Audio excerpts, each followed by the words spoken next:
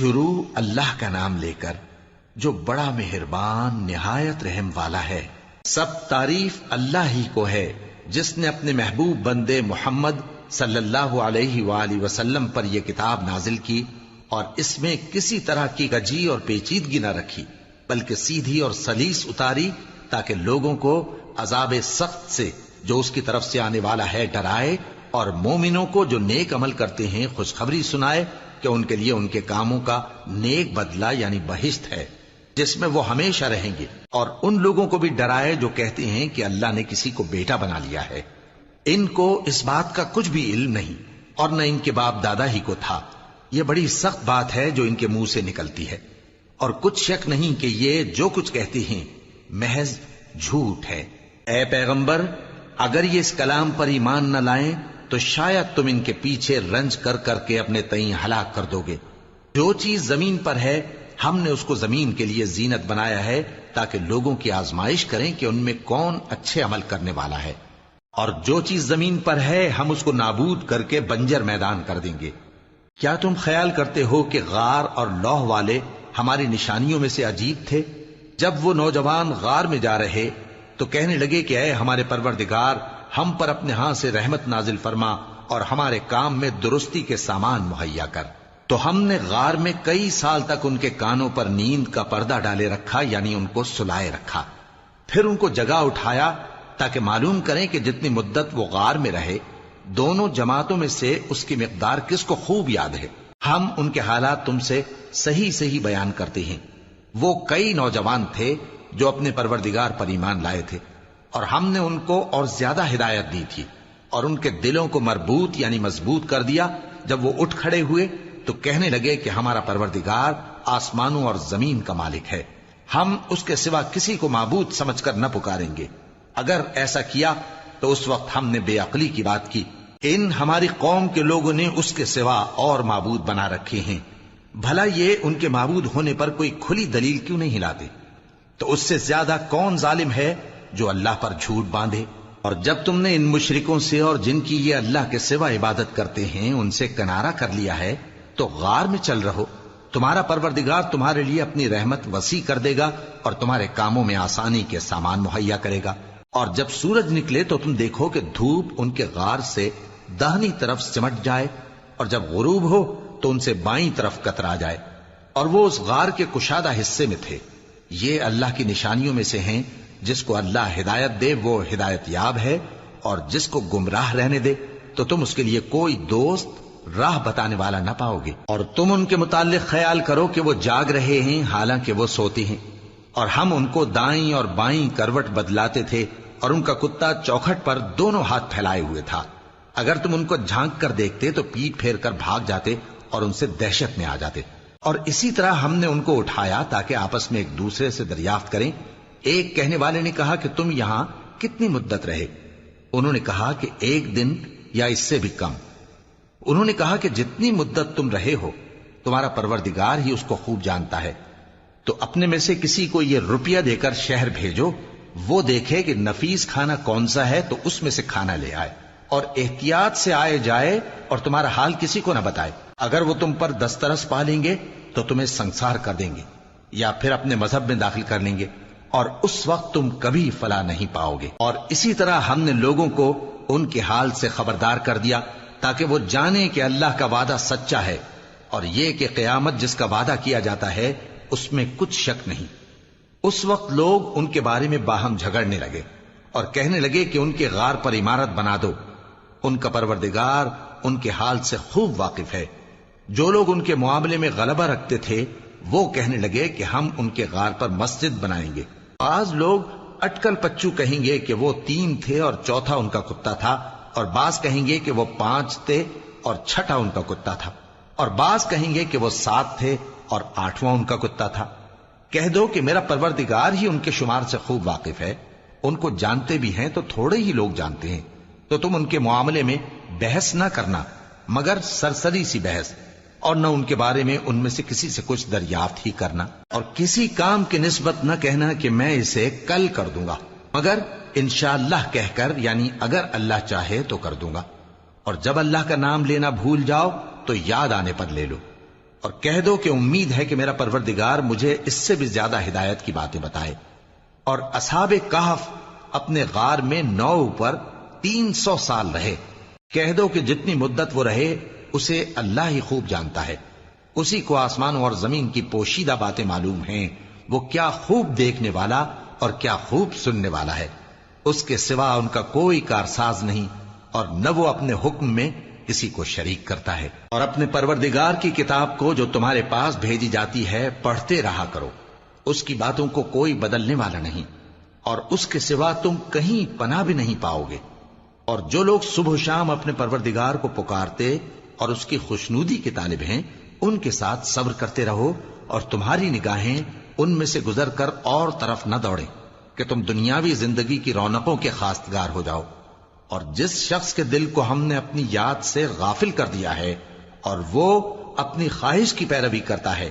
اور اس کا کام حد سے بڑھ گیا ہے، اس کا کہا نہ ماننا۔ اور کہہ دو کہ لوگوں، یہ قرآن تمہارے پروردگار کی طرف سے برحق ہے، تو جو چاہے ایمان لائے اور جو چاہے کافر رہے۔ ہم نے ظالموں کے لیے دوزخ کی آگ تیار کر رکھی ہے جس کی قناتیں ان کو گھیر رہی ہوں گی، اور اگر فریاد کریں گے تو ایسے کھولتے ہوئے پانی سے ان کی داد رسی کی جائے گی جو پگھلے ہوئے تانبے کی طرح گرم ہوگا، اور جو ان کے چہروں کو بھون ڈالے گا۔ ان کے پینے کا پانی بھی برا اور آرام گاہ بھی بری۔ اور جو ایمان لائے اور کام بھی نیک کرتے رہے تو ہم نیک کام کرنے والوں کا اجر ضائع نہیں کرتے۔ ایسے لوگوں کے لیے ہمیشہ رہنے کے باغ ہیں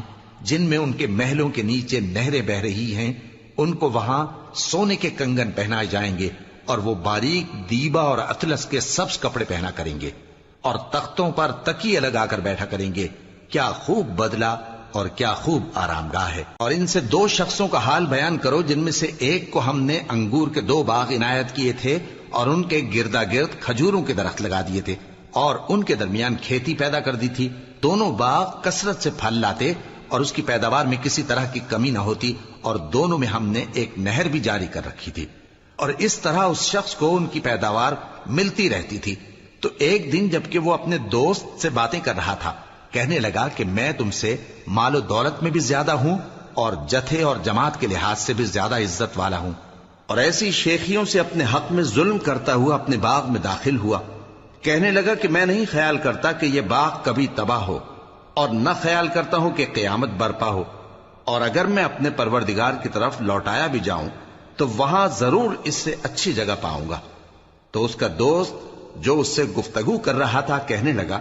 کہ کیا تم اس ذات سے کفر کرتے ہو جس نے تم کو مٹی سے پیدا کیا، پھر نطفے سے، پھر تمہیں پورا آدمی بنایا؟ مگر میں تو یہ کہتا ہوں کہ اللہ ہی میرا پروردگار ہے، اور میں اپنے پروردگار کے ساتھ کسی کو شریک نہیں کرتا۔ اور جب تم اپنے باغ میں داخل ہوئے تو تم نے ما شاء اللہ لا قوت الا باللہ کیوں نہ کہا؟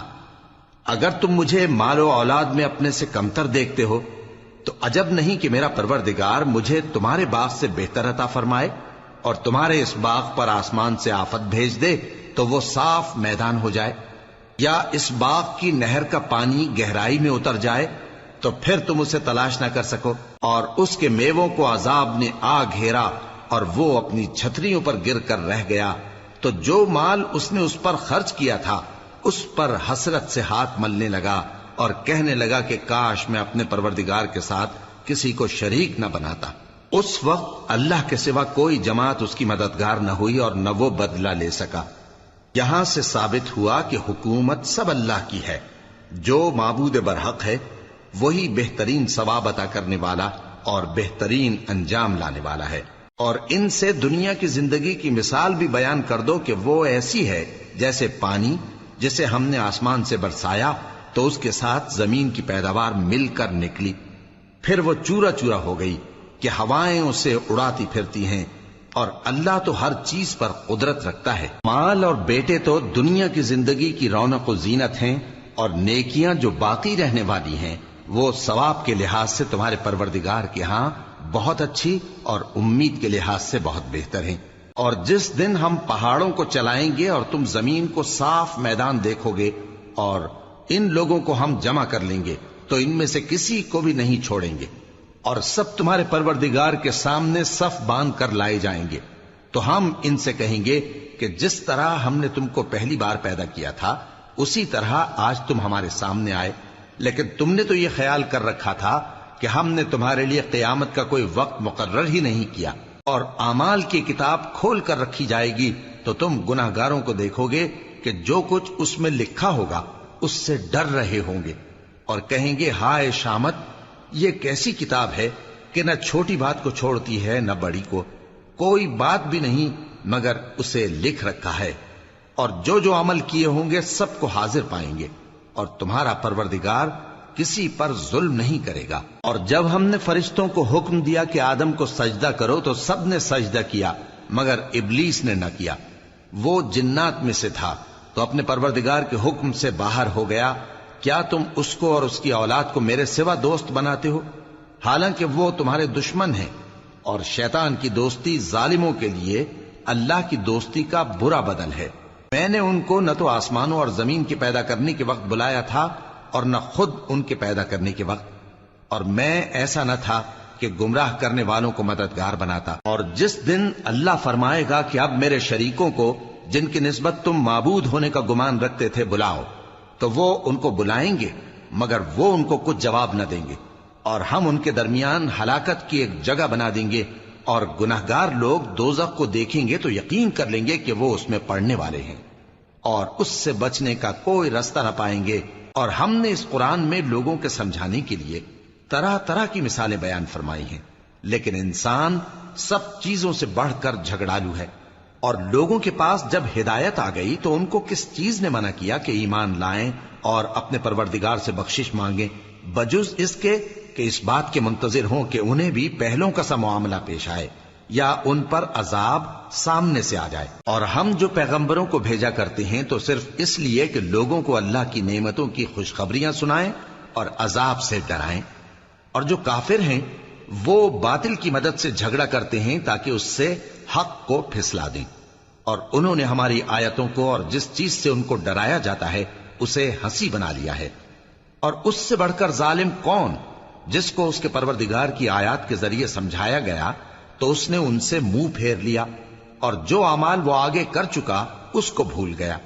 ہم نے ان کے دلوں پر پردے ڈال دیے کہ اسے سمجھ نہ سکیں، اور کانوں میں ثقل پیدا کر دیا ہے کہ سن نہ سکیں، اور اگر تم ان کو رستے کی طرف بلاؤ تو کبھی رستے پر نہ آئیں گے، اور تمہارا پروردگار بخشنے والا صاحب رحمت ہے۔ اگر وہ ان کے کرتوتوں پر ان کو پکڑنے لگے تو ان پر جھٹ عذاب بھیج دے، مگر ان کے لیے ایک وقت مقرر کر رکھا ہے کہ اس کے عذاب سے کوئی پناہ کی جگہ نہ پائیں گے۔ اور یہ بستیاں جو ویران پڑی ہیں، جب انہوں نے کفر کر کے ظلم کیا تو ہم نے ان کو تباہ کر دیا، اور ان کی تباہی کے لیے ایک وقت مقرر کر دیا تھا۔ اور جب موسیٰ نے اپنے شاگرد سے کہا کہ جب تک میں دو دریاؤں کے ملنے کی جگہ نہ پہنچ جاؤں ٹلنے کا نہیں، خاص صدیوں چلتا رہوں، پھر جب وہ دونوں ان دریاؤں کے سنگم پر پہنچے تو اپنی مچھلی بھول گئے، پھر اس مچھلی نے دریا میں سرنگ کی طرح اپنا راستہ بنا لیا۔ جب آگے چلے تو موسیٰ نے اپنے شاگرد سے کہا کہ ہمارا کھانا لاؤ، اس سفر سے ہم کو بہت تکان ہو گئی ہے۔ اس نے کہا کہ بھلا آپ نے دیکھا کہ جب ہم نے اس چٹان کے پاس آرام کیا تھا تو میں مچھلی وہیں بھول گیا، اور مجھے آپ سے اس کا ذکر کرنا شیطان نے بھلا دیا،